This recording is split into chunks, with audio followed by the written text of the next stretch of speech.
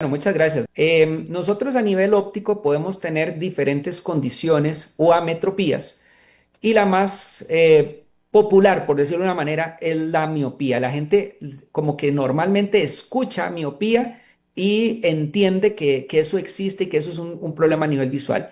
La miopía, la gente dice, es que yo no estoy viendo de lejos, entonces soy miope. Y sí, pero no es solo eso. De hecho, la miopía es más allá que ver borroso. La miopía es una condición en donde el globo ocular, es decir, el ojo, está en crecimiento.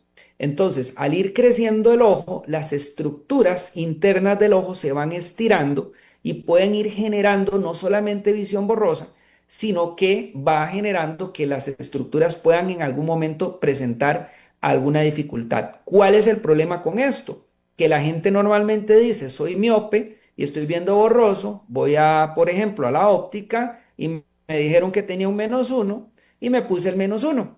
Y después al año siguiente ya no estaba viendo bien y entonces subí a -1,25 y me cambiaron los lentes y después a 1,50. Y yo le digo a la gente, si usted lo que le están haciendo es que todos los años le cambian los anteojos, no le están controlando la miopía. Hay un detalle importante, la miopía se puede controlar, es decir, yo puedo hacer actividades, puedo hacer tratamientos para evitar que la miopía siga creciendo. Ahora, puede ser que mucha gente diga, pero ¿cuál es la importancia de controlar o no la miopía?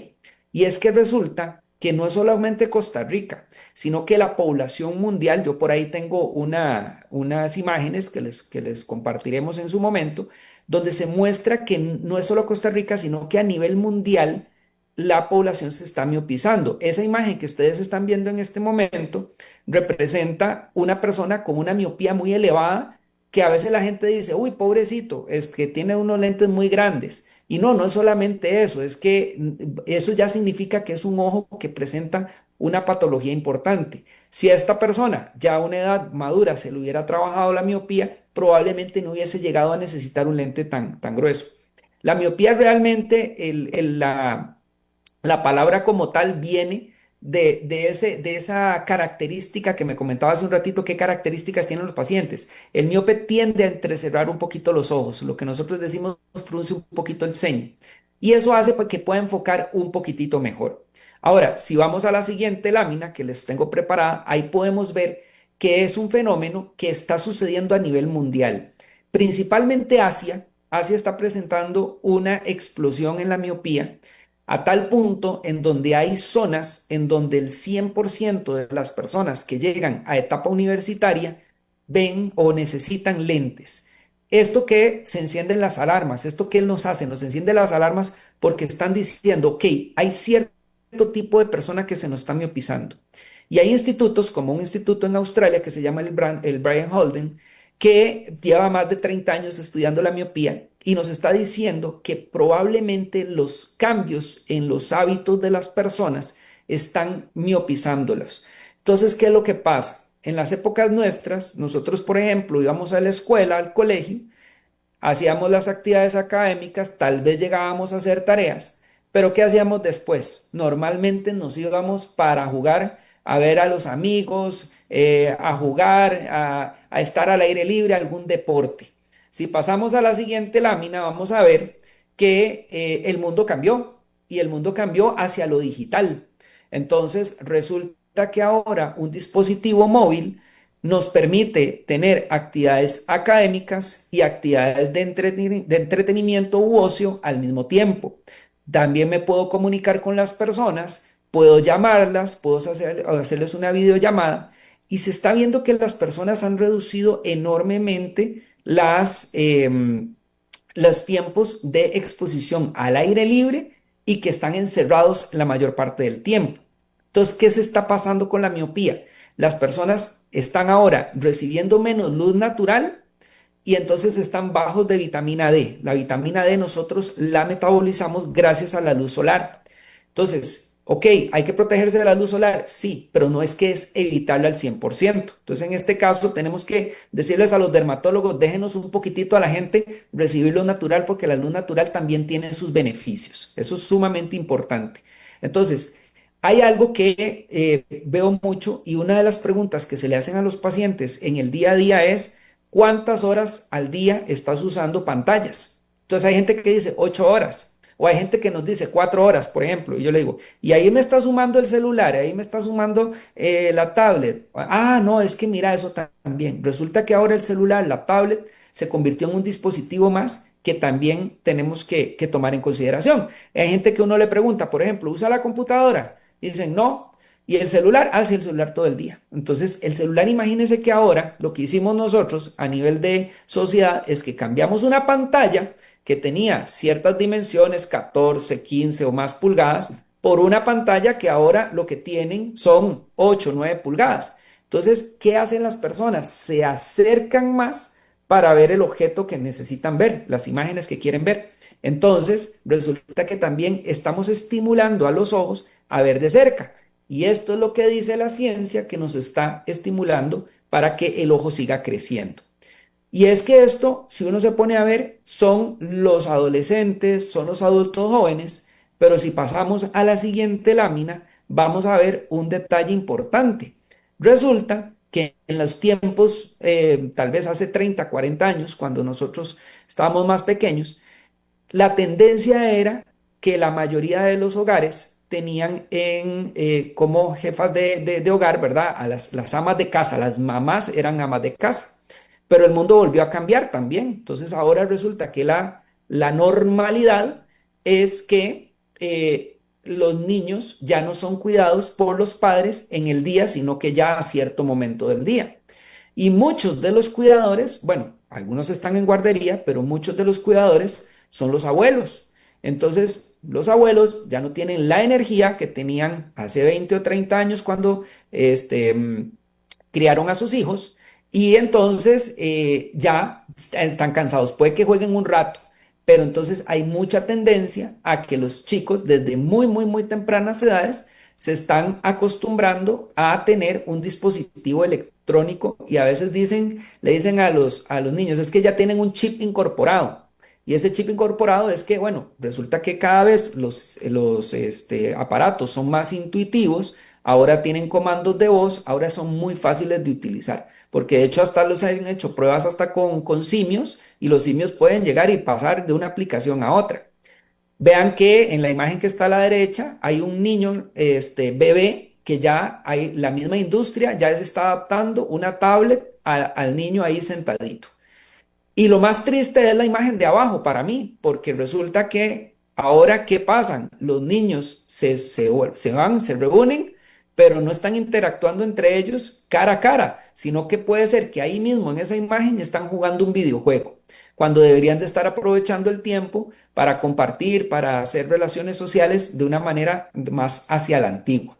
Entonces, eso es algo muy importante. La humanidad cambió y tenemos que ver cómo revertimos ese detalle para que la población mundial no se nos siga miopizando. Ahora, ¿por qué que la población se está miopizando? ¿Por qué lo digo y lo digo y lo digo? Si pasamos a la siguiente lámina, nos vamos a dar cuenta que la miopía no es solamente ver de lejos. Imagínense que entre más alta es la miopía, más, por decirlo de una manera, más enfermito podemos tener nuestros ojos. Entonces hay varias condiciones, hoy solo vamos a hablar de tres. Por ejemplo, hay una que se llama degeneración marginal miópica, perdón, degeneración macular miópica. Es que hay una que es degeneración marginal que es en la córnea, en este caso es macular. Una persona que tiene un -2 de miopía todavía no se considera una miopía alta, pero si ya tiene un -2, tiene ya 2 veces más de probabilidades de desarrollar esa enfermedad que yo le digo, la degeneración macular miópica. Pero si ya su miopía llega a 5, que ya es una miopía donde el lente se empieza a ver gruesito, entonces ya ahí tiene 41 veces más probabilidades de tener una degeneración macular. Y si llega a -8, va a tener 126 veces más probabilidades.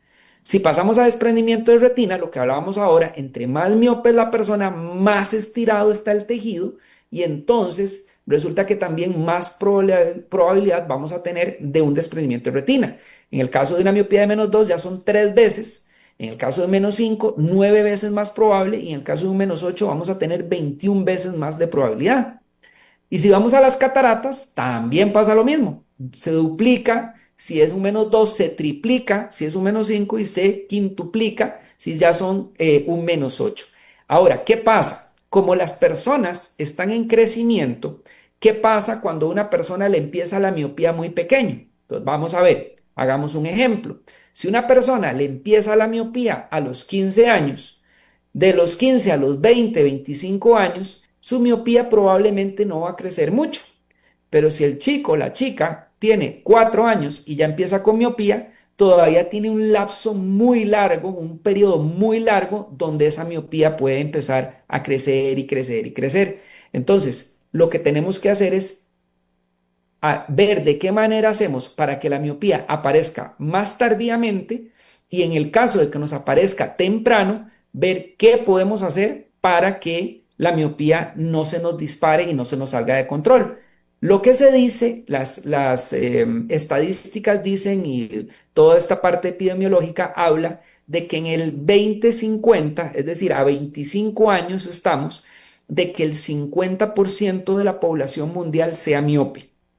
Y de ese 50% de la población mundial, se dice que más o menos el 10% de ese 50%, que son muchas millones de personas, podrían llegar a tener ceguera por miopía, cosa que, como les decimos, es una ceguera evitable en la mayoría de los casos. Sabemos que siempre van a haber casos que por más que se traten, ya hay un factor hereditario, porque eso hay que también que contemplarlo. Si uno o dos de los padres son miopes, entonces vamos a tener más probabilidades de desarrollar miopía.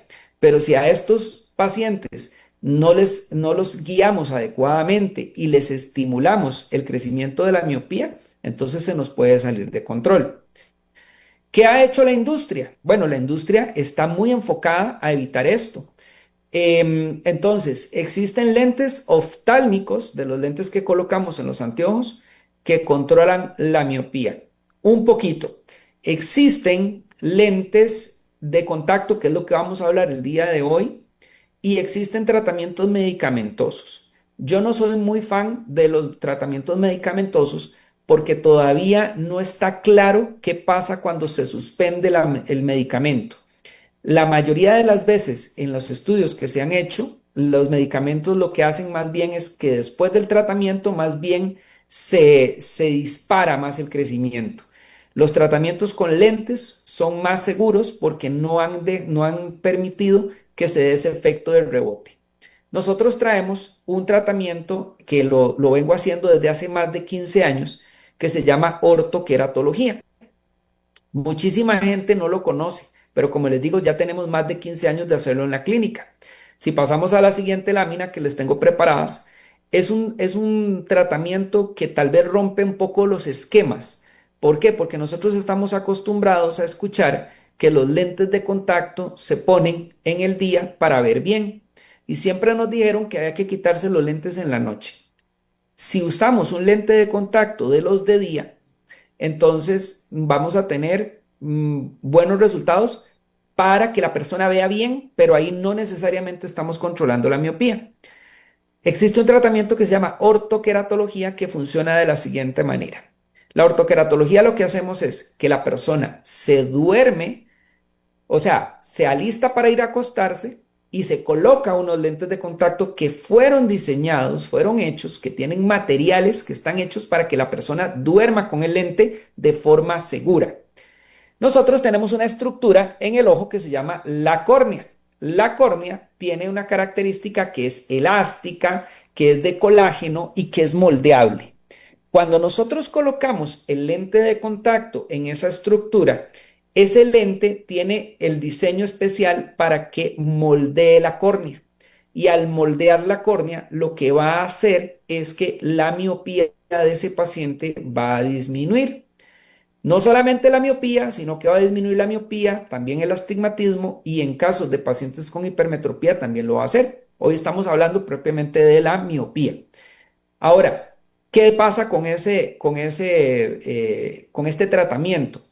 Una vez que el paciente ya tenga varias noches de estar durmiendo con el tratamiento, ya va a tener una visión perfecta durante el día, como si estuviese con anteojos, como si estuviese con lentes de contacto o como si se hubiese operado sin haber hecho ninguna de esas tres. Lo único que tiene que hacer es ponerse los lentes de contacto en la noche. Como les digo, pasemos a la siguiente lámina para que puedan ver que es como lo que se le llama la pijama de los ojos. Tengo pacientes que me dicen, bueno, es que esto es cuando ya me alisto, ya me lave los dientes, ya me todo el protocolo para acostarme, me pongo los lentes y me voy a dormir.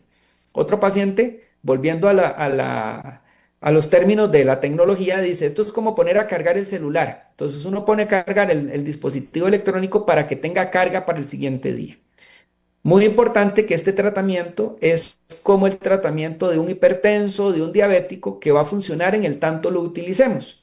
Si a un hipertenso yo le digo, tiene que tomarse ese medicamento todos los días y se toma la presión en unos días después del tratamiento y la presión está bien, no significa que ya no es hipertensa, pero las presiones le van a salir bien. Volvamos al tratamiento de ortoqueratología. Mientras estemos utilizando el tratamiento en las noches, vamos a tener una visión clara durante el siguiente día, pero tengo que usarlo y usarlo y usarlo.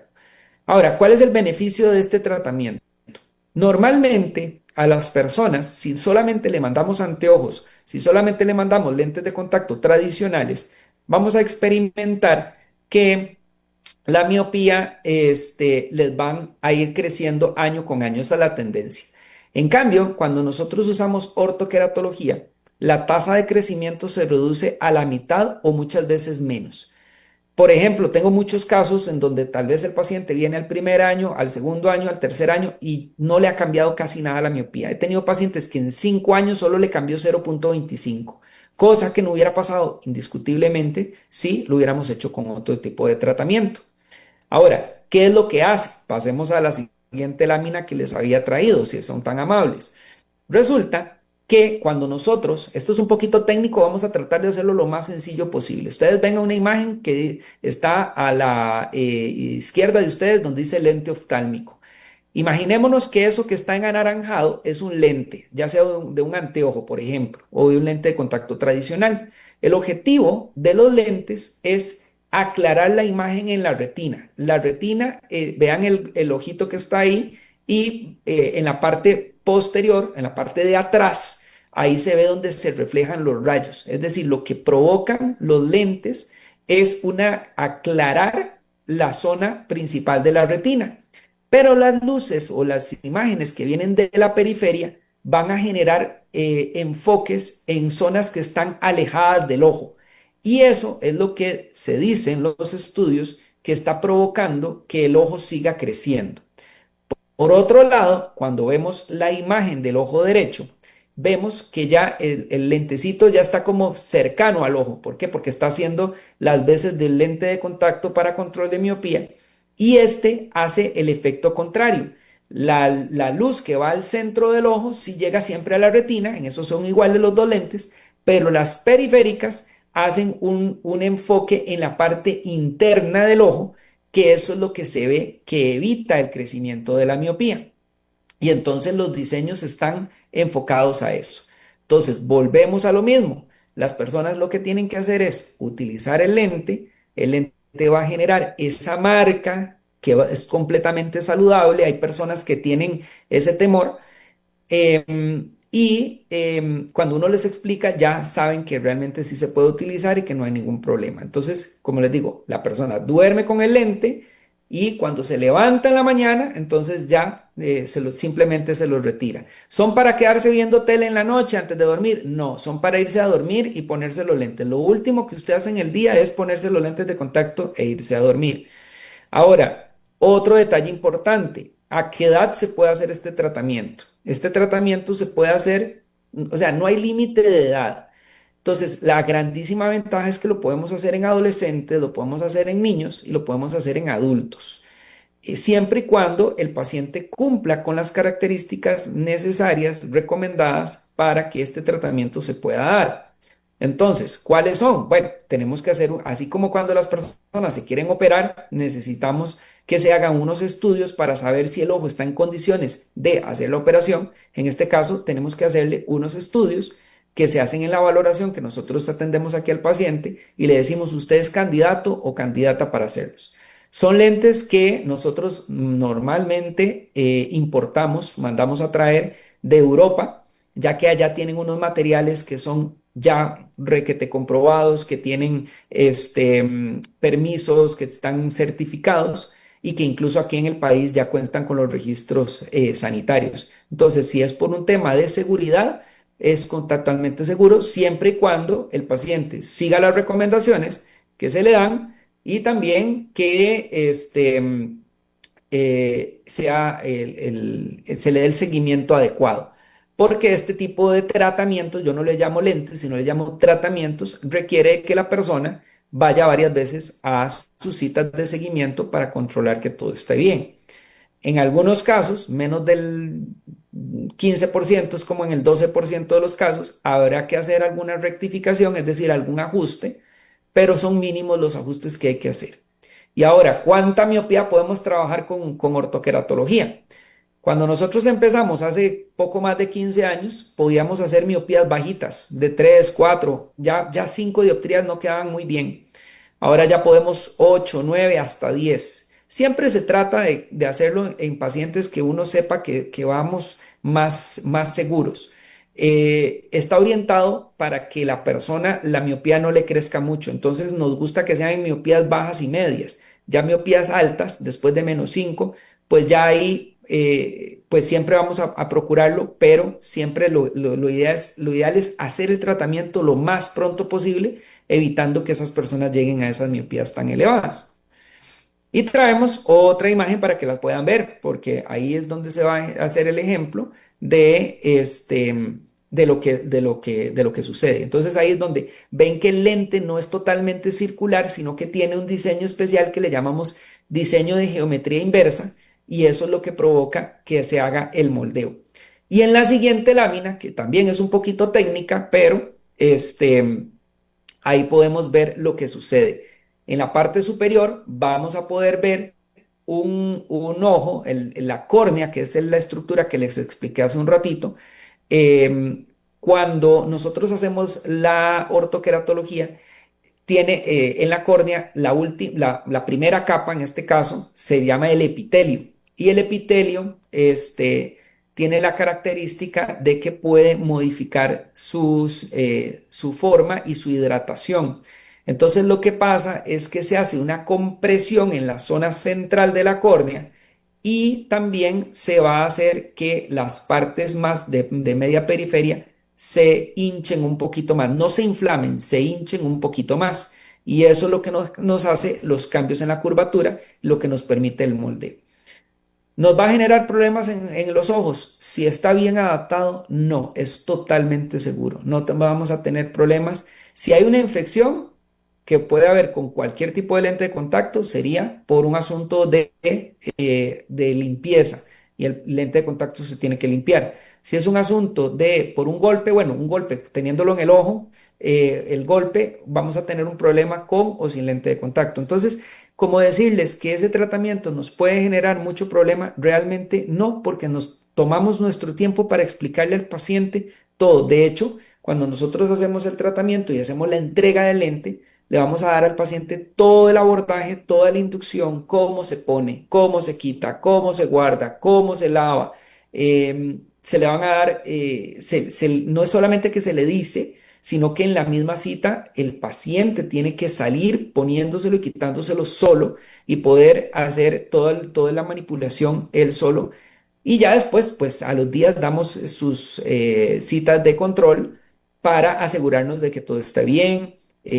Generalmente tenemos una comunicación muy cercana con nuestros pacientes y algunos pues nos llaman, algunos nos escriben, otros nos mandan mensajes de WhatsApp y estamos viéndolos cercanamente. Si hay que adelantarle la cita, se le adelanta la cita, si no, todo perfecto.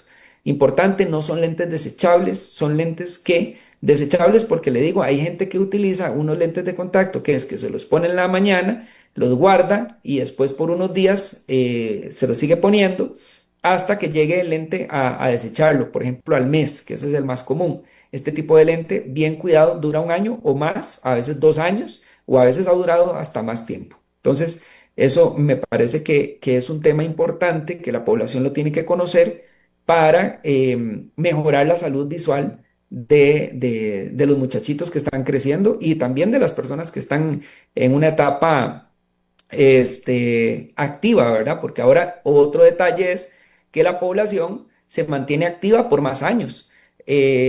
Cada vez los sistemas de pensión van aumentando ese tiempo de jubilación. Entonces, antes podíamos ver personas de 50 años ya pensionadas, ahora eso no es lo común, ¿verdad? Entonces ahora 62, 65 y no sabemos dentro de 20 años cuántos años van a ser.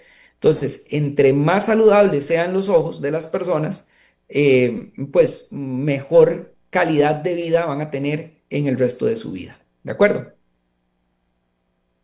Muy bien, don Jairo, excelente explicación, ¿verdad? Ahora sigo yo con la preguntadera porque aquí tengo varias consultas de toda nuestra audiencia, Para eso estamos. eh, para que usted con toda la experiencia nos pueda ir evacuando esas dudas. Claro que sí. Lo más importante, ¿cuál es el sol? Porque usted en la primera explicación, pues, la vitamina D, que es la que debemos activar para mejorar eh, el tema de la Claro. activación de Sí. nuestra vista.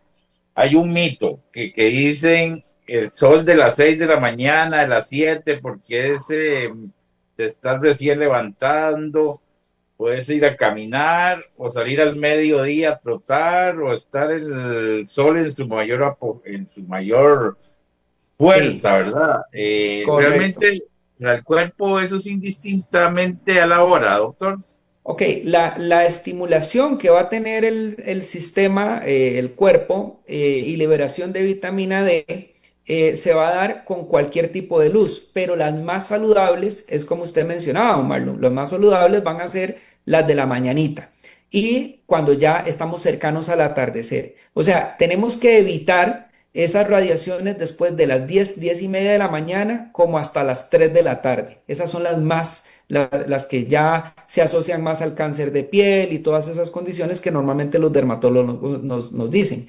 Entonces, ¿qué es lo que sí tenemos que hacer? Tratar de tener al menos unos 20 a 30 minutos de exposición a luz natural en las zonas tempranas del día, desde el amanecer hasta las 9 y media, 10 de la mañana, o después de las 3 de la tarde, como hasta las 5 y media, 6, que es cuando ya va oscureciendo.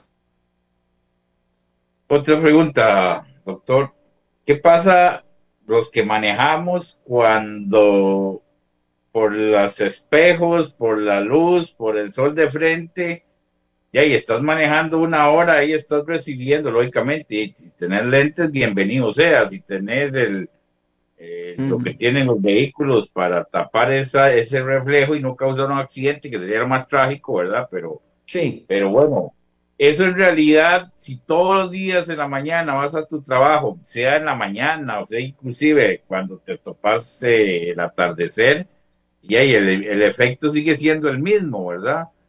correcto. Realmente eso fue la vista. Sí, ahí, bueno, ahí entramos en un tema adicional que es los efectos de la radiación ultravioleta en la vista, ¿ok? Porque, ¿qué pasa? Si bien es cierto, la radiación solar, hay una parte que es buena, el exceso también es contraproducente. Entonces, ¿qué puede pasar? Cuando, lo hemos escuchado varias veces que los cánceres de piel están muy relacionados a exposición de radiación ultravioleta sostenida en el tiempo y acumulativa en el tiempo.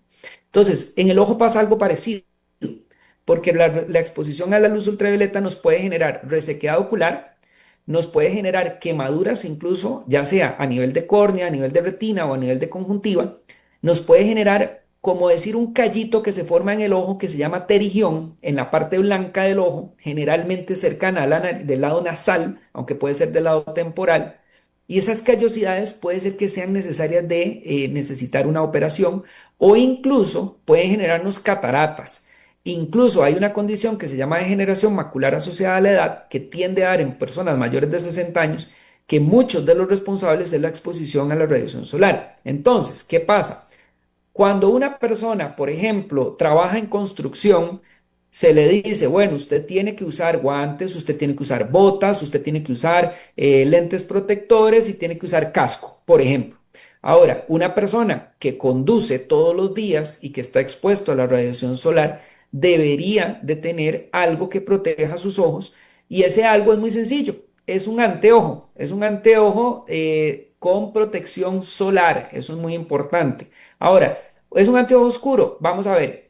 Sí, pero hay diferentes tipos de oscuridad que no necesariamente es tipo de protección. Entonces, lo que ustedes tienen que hacer es ir a una óptica de confianza, donde un oftalmólogo o un optometrista de confianza que les diga, bueno, esta es mi actividad, ¿qué tengo que hacer? Porque no le vamos a mandar un lente oscuro a una persona que tal vez no lo necesita o una persona que tal vez tenga mucha sensibilidad a la luz y le mandamos un lente muy claro. Existen lentes que son totalmente transparentes y ya tienen filtro solar.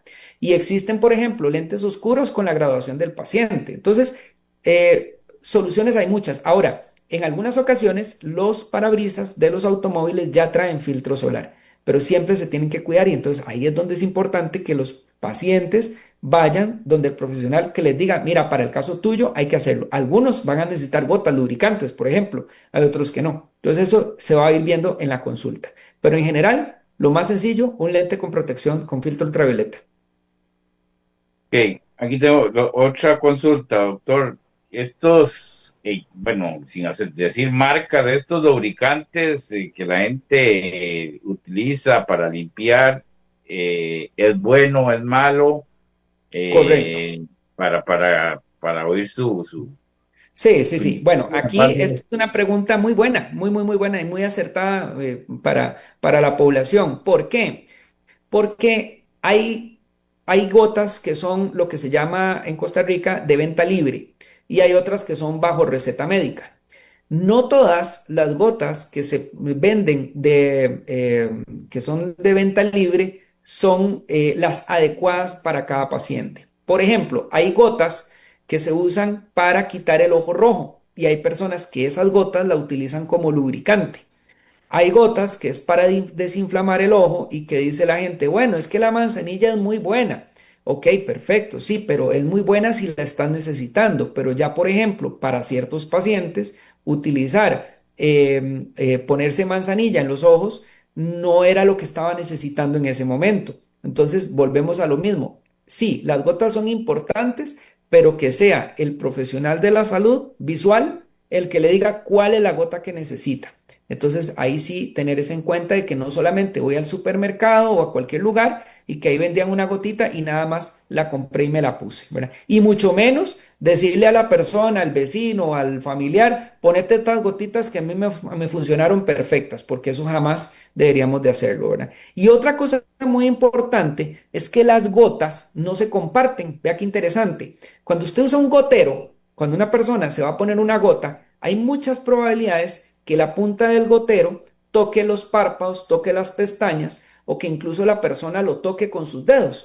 Entonces, la probabilidad de contaminación es elevada. Entonces, puede ser que yo me ponga mis gotas y resulta que cuando me puse mis gotas a mí me funcionaron muy bien, pero en el momento donde se la di al vecino, pues no hubo una buena manipulación de parte de la primera persona y se pasa la contaminación o te las devuelve ya contaminadas. Entonces puede haber una conjuntivitis, puede hacer algún tipo de infección en los ojos, producto de haber prestado las gotas. Entonces, eso es muy importante. Las gotitas son un elemento que son para cada persona y se tienen que desechar después de más o menos 30 días después de abiertas. Oye, y le comento una anécdota que tuve con un amigo mío que padece un poco de la vista, agarró un gotero que era para limpiar los oídos y se lo echó en los ojos, casi queda ciego, Claro, porque claro que sí, se definitivamente. Sí, confundió de es la misma, en el oído ustedes gotas y en los ojos es gotas, imagínense el dolor que sintió. correcto, correcto. Ha habido personas que utilizan, que agarran un limpiador de lentes, que muchas veces están a base de alcohol y se lo han puesto para, por ejemplo, limpiar un lente de contacto que creyeron que era lo mismo. Y es claro, ese tipo de situaciones lamentablemente ocurren cuando la persona tal vez no lee las indicaciones del producto. o a la carrera compró algo que no era lo que estaba necesitando en ese momento. Ujú. Aquí otra consulta, el parpadeo, doctor. Hay gente que parpadea y parpadea. Yo tengo un primo que ya y hay que casi que ponerle las Ujú. manos para que deje parpadear. Eso es un tema común, es Ok, disgustoso y sí. eso causa algún daño en Ok, ojos. bueno, vamos a ver. Parpadear como tal no nos va a generar un problema visual, pero es la expresión de que algo está sucediendo. Es como un síntoma. Uno dice, ¿por qué está parpadeando mucho? Entonces vamos a ver. El parpadeo, los párpados es un protector del ojo, pero el párpado también lo que hace es distribuir la lágrima. Nosotros tenemos unas glándulas lagrimales que son las glándulas lagrimales principales, hay varias, pero están las principales que están alojadas en este canto de acá, están en esta zona de acá. Cada vez que parpadeamos, funcionan como una esponjita, van liberando un poquito de lágrima y esa lágrima tiene que recorrer toda la parte externa del ojo, la parte que está expuesta con el aire, y drenar aquí hacia la nariz. Hay personas que producen muy poquita lágrima y entonces sienten como basuritas en los ojos. Volvemos a lo mismo. En muchos de estos casos tenemos que recomendarles, por ejemplo, gotas lubricantes o algún otro tipo de tratamiento. Hay otras personas que tienen mucha sensibilidad porque de pronto tienen, ejemplo, una quemadura. Entonces el ojo está irritado. Hay otras personas que efectivamente, como dice usted, tienen un tic y hay personas que es que no están viendo bien. Entonces resulta que cuando yo parpadeo y parpadeo y parpadeo, estoy tratando de enfocar. Entonces, el parpadeo excesivo es un indicador de que la persona tiene que ir a una revisión con un especialista. Eso es súper importante. Ahora, hay casos que es lo contrario. Resulta que hay personas que parpadean muy poco. Entonces, por ejemplo, una persona en promedio parpadea de 15 a 20 veces por minuto. Hay personas que, por ejemplo, cuando están expuestas a pantallas, disminuyen mucho su parpadeo porque están muy atentos a lo que están viendo. Y esa disminución en el parpadeo se puede dar hasta 4 veces en un minuto. Entonces, ¿qué pasa cuando yo reduzco ese parpadeo? Resulta que mi lágrima se va a evaporar. Entonces me produce lo que se llama un ojo seco evaporativo. Y eso también me va a generar problemas que ya después, cuando ya yo no estoy en el dispositivo electrónico, entonces voy a sentir como arenita en el ojo, como una resequedad, como una visión distorsionada, borrosa, y es producto de esa resequedad ocular. Entonces, sí, excesos y disminuciones muy marcadas son indicadores de que algo no anda bien en los ojos. Y la gente que cuando le llega muchos sentimientos y llora, doctor, eso es dentro del Ujú. sistema, porque se Correcto. activa y porque hay Ujú. gente que llora Ajá. y, y bota todas las lágrimas. ¿Eso es bueno o es malo, doctor? Ok, vamos a ver, esa también es otra muy buena pregunta. Vamos a ver. Resulta que nosotros tenemos varios tipos de lágrima. Está la lágrima basal y la lágrima refleja. Entonces, ¿cuál es la lágrima basal? La lágrima basal es la que tenemos todos en la mayor parte del tiempo. Es la cantidad de lágrima que el ojo necesita para mantener la humedad, para mantener la claridad de las imágenes. Está la lágrima refleja que está activada por la parte sentimental, por ejemplo, emocional, ya sea una tristeza muy elevada, ¿verdad? Que sea también inclusive por algo, una alegría. Hay personas que le dicen, es que llora de la alegría, claro, porque se activa esa parte sentimental. O, por ejemplo, una persona que está muerta de la risa y también se le salen las lágrimas. Ese tipo de lágrima, bueno, ese tipo de lágrima también es la misma cuando nos golpeamos el ojo. En el momento en que le cae una basura al ojo, hay una respuesta se llama respuesta refleja. Entonces, ese tipo de lágrima es un poquito diferente a la basal. Es una respuesta exagerada para limpiar el ojo, en este caso. Ahora bien, usted ha visto que cuando una persona ha llorado, tiene los ojos rojos. Entonces, ¿qué sucede en esto? Esta es una lágrima que sí tiende a ser un poquito más irritante para el ojo, cosa que no sucede con la lágrima basal. Entonces, Cuando una persona ha tenido una resequedad muy marcada y el cerebro se da cuenta, por decirlo de una manera, que el ojo estuvo muy seco, lo que sucede es que se activa la lágrima refleja y a veces uno le dice a los pacientes, vea, necesito que se ponga gotitas en los ojos porque usted tiene un ojo seco. Y el paciente dice, no, yo no tengo ojo seco, más bien a mí me pasan llorando los ojos. Entonces ahí es donde yo le digo, sí, usted tiene ojo seco y cuando el cerebro se da cuenta que su ojo está muy seco, ahí manda mucha señal de lágrima, pero no es la lágrima que yo necesito.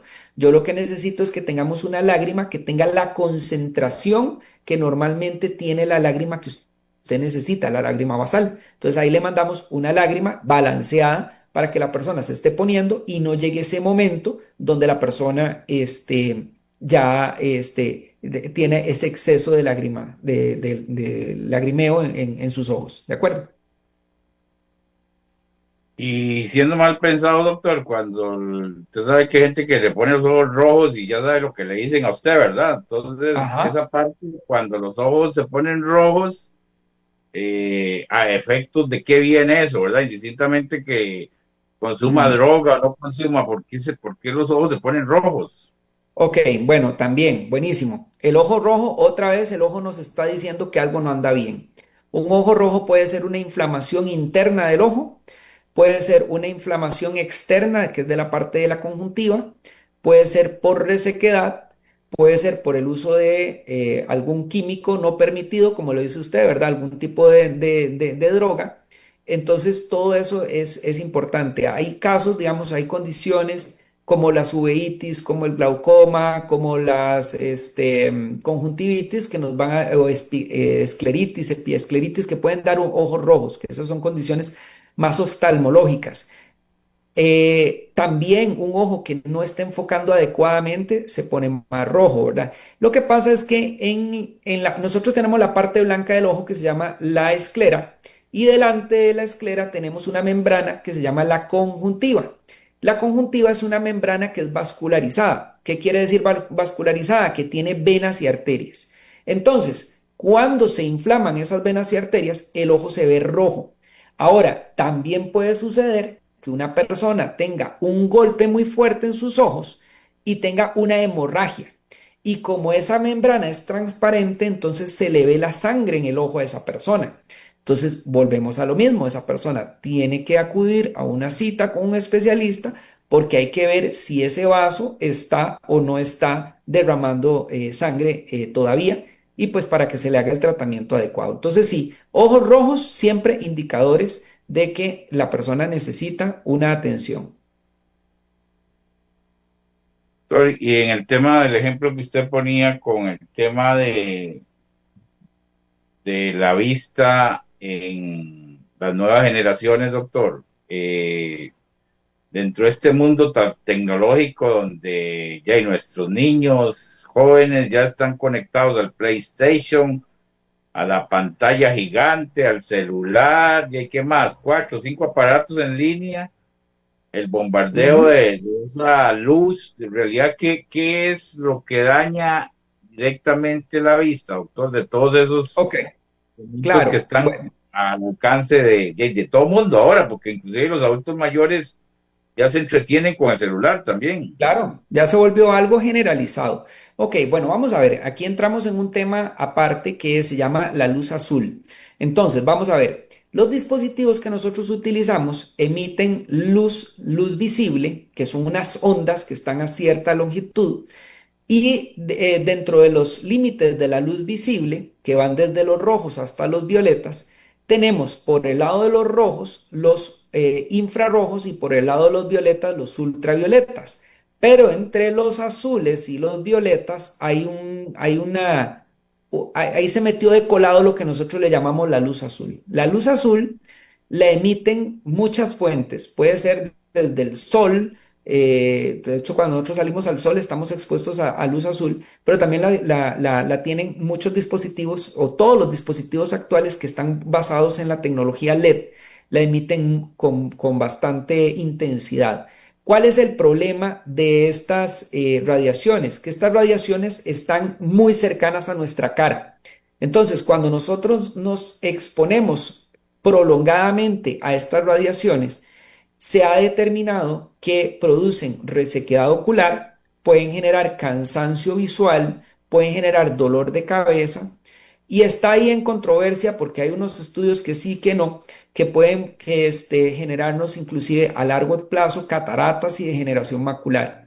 Lo que está completamente sí comprobado es que nos afectan el ritmo circadiano. ¿Qué es el ritmo circadiano? El ritmo circadiano es como decir el reloj natural biológico que tenemos, que hace que cuando sale el sol, hay una estimulación en la piel y en los ojos que liberan hormonas para que uno diga, ya me tengo que despertar. Lo mismo pasa cuando se mete el sol en la noche, cuando oscurece, donde otras hormonas empiezan a activarse y las anteriores se desactivan para que ya nos dé sueño, para que el cuerpo diga, ya es hora de irme a acostar.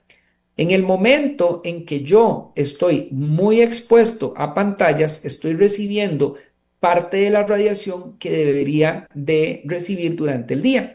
Entonces, si yo estoy en la noche trabajando en la computadora o estoy con la luz apagada viendo televisión o trabajando en la computadora o ya en la cama con el celular, sigo expuesto a la radiación de la luz azul y se ha visto que nos genera trastornos en el sueño y hace que también las personas vayan a acostarse, que están cansadas, pero que no les cuesta dormirse, o que en cierto momento de la noche se despiertan y no saben por qué, o que incluso durmieron las cantidades de horas que normalmente se recomiendan, de 6 a 8 horas mínimo, y cuando se despiertan dice, estoy cansado. O sea, afecta esa parte del descanso, de la reposición.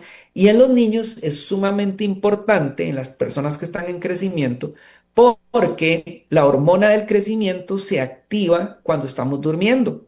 Entonces, si nosotros alteramos el ciclo del sueño de las personas, también se va a alterar el ciclo de la hormona de crecimiento. Entonces, todo esto influye. Uno no pensaría que un dispositivo tan disque inofensivo, pues pueda generarnos tantos problemas, no solo a nivel visual, sino a nivel de la salud en general. Entonces, ahora hay muchas personas que están con déficit atencional, inclusive se han asociado ciertos cuadros depresivos que, que son producto de la exposición a este tipo de pantallas. Entonces, hay que tener mucho cuidado con eso, con el exceso de exposición. ¿Cuáles recomendaciones le doy yo a las personas que usan mucho las pantallas? Pausas activas. ¿Pausas activas qué es? Cada cierto tiempo tenemos que detenernos de lo que estamos haciendo y hacer un poquito de movimiento, de ya sea ir por un vasito de agua, ya sea mirar algo que tengamos a distancia, ya sea cerrar los ojitos. Hay personas que dicen que eso se tiene que hacer cada 20 minutos. Yo, pues, quisiera decirle que eso es realista, pero en 20 minutos, por ejemplo, ya llevamos 40, 50 minutos y uno ni se dio cuenta que ya pasó todo ese tiempo. A veces la carga académica o laboral nos impide estar haciendo esa pausa tan pronto. Pero sí cada 40 minutos, cada hora, tomar un pequeño descanso para que el ojo descanse, pero también para no tener esa exposición. Segundo, ¿qué también tenemos que hacer? Los dispositivos que usamos con la mano, como el celular, vamos a tenerlos a no menos de 30 a 25 centímetros de distancia de nuestra cara. Ahora, nunca vamos a andar, o la mayoría del tiempo no vamos a andar con un centímetro. Entonces, ¿qué es lo que vamos a hacer? Algo muy sencillo. Vamos a ver la distancia que tenemos del hombro al codo y esa es la distancia que vamos a utilizar para ver ese dispositivo. Y para los dispositivos como la computadora, vamos a utilizar la distancia del brazo extendido, que son más o menos 50, 60 centímetros en la mayoría de la población. Cuando ya hablamos de pantallas más grandes, como por ejemplo un televisor, no menos de metro y medio a 2 metros de distancia. ¿Eso qué va a hacer? Que vamos a estar más alejados de la pantalla para que haya menos radiación. Paralelo a eso, no ponerle mucho brillo a la pantalla y como les decía, las pausas activas. Muy bien, doctor Jairo. Otra consulta que tengo aquí, cuando un ojo se corre sin darse cuenta realmente, yo no sé cómo le llaman a la enfermedad, digamos, estamos conversando y cuando veo que el ojo se me va a la izquierda o se me va a la derecha, Ujú. ¿realmente la gente que tiene eso se da cuenta o no? Ok, eso se llama estrabismo y a nivel popular se le dice ojo visco. Nosotros en los ojos tenemos seis músculos extraoculares, es decir, seis músculos que están fuera del ojo, que son, ¿verdad? Aquí en el modelo podemos ver que hay diferentes músculos. Aquí pues nos hace falta una parte. Los músculos extraoculares funcionan como las riendas de un caballo. Entonces, si voy a caballo y quiero girar a la derecha, pues entonces jalo o tiro del lado derecho y el caballo entiende que tiene que ir para ese lado. En este caso, hay unos músculos que me tiran el ojo para un lado, para el otro, para arriba, para abajo. Tenemos incluso unos oblicuos que nos hacen movimientos inciclo y exciclo y extorsionales. Hay diferentes tipos de movimientos. Y entonces, ¿qué pasa? Aquí hay un juego de fuerzas. ¿Qué quiere decir con esto? Imaginémonos ese juego en donde hay unas personas de un lado, otras personas de un lado, ponen un mecate y entonces empiezan a jalarlo y el más fuerte se va para ese lado. Entonces, aquí lo que tenemos que tener es un equilibrio. Si el músculo que me tira el ojo para acá es más fuerte que este, entonces los ojos se me van a ir para este lado. Y si no para el otro lado y si no para todo lo demás. Entonces, ese tipo de desviaciones se conocen como estrabismo. Ahora bien, ¿son normales? No, eso nos indica que hay una debilidad muscular o que hay algo incluso neurológico que está afectando a ese paciente. Si el estrabismo ocurre a tempranas edades, el paciente normalmente no se da cuenta cuando el ojo se desvía, porque hay un proceso que se llama supresión. ¿Qué significa supresión? En el momento en que el ojo se desvía, el cerebro le deja de prestar atención a la visión de ese ojo, pero eso ocurre en tempranas edades. Si ya una persona tiene 10 años, 15 años, 50 años y empieza a desviársele un ojo, la persona va a empezar a notar una visión doble. Entonces, sí, ante la pregunta de si la persona se da cuenta que el ojo se desvía, se da cuenta generalmente cuando se activa la visión doble. Si no se le activa, entonces no. Y para que no se le active es porque eso es algo viejo. Y eso es una de las preguntas que uno le hace a los pacientes. Es que a mí se me desvía un ojo. Resulta que me salen las fotos con el ojo desviado. La gente me dice, no sé qué. Y a usted le pasa eso desde hace mucho tiempo. Y no sé, es tanto tiempo. ¿Y usted está viendo doble? Sí, sí, estoy viendo doble. Ah, ok. Entonces ya uno se da cuenta que esto no fue desde muy temprana edad. Ah, no, no, yo no me doy cuenta. Entonces uno sabe, ese estrabismo lo tenía tal vez muy pequeñito de pequeño, ¿verdad? Pero fue aumentando en el tiempo y cada vez se fue haciendo más grande el problema. Muy bien, don Jairo Madrid Rodríguez, ha sido un gusto. Yo creo que le sacamos el mejor provecho hasta ahora a toda nuestra audiencia, muy clara sus respuestas, muy clara su charla, ¿verdad? Ojalá que le sirva esta entrevista a muchas personas, ¿verdad? Así que un último mensaje para nuestra audiencia, doctor. Bueno, sí, muchísimas gracias por la invitación. De verdad, para mí ha sido un placer. Se pudieron abordar muchos temas que yo considero que son importantes. Yo considero que las personas deben de tener bastante prioridad a su salud visual. Hay personas que dicen, es que no me voy a ir a revisar porque todavía estoy viendo bien. Hay personas que, por ejemplo, ya saben que cada cierto tiempo tienen que ir a su revisión dental o a su revisión, en el caso de las mujeres, ginecológica o a los padres con el pediatra. A nivel de salud visual, hay personas que dicen, yo estoy viendo bien con mis anteojos, todavía no me ha pasado nada. En una revisión profunda de los ojos de la persona, se pueden determinar aspectos a nivel ocular y a nivel de la salud en general.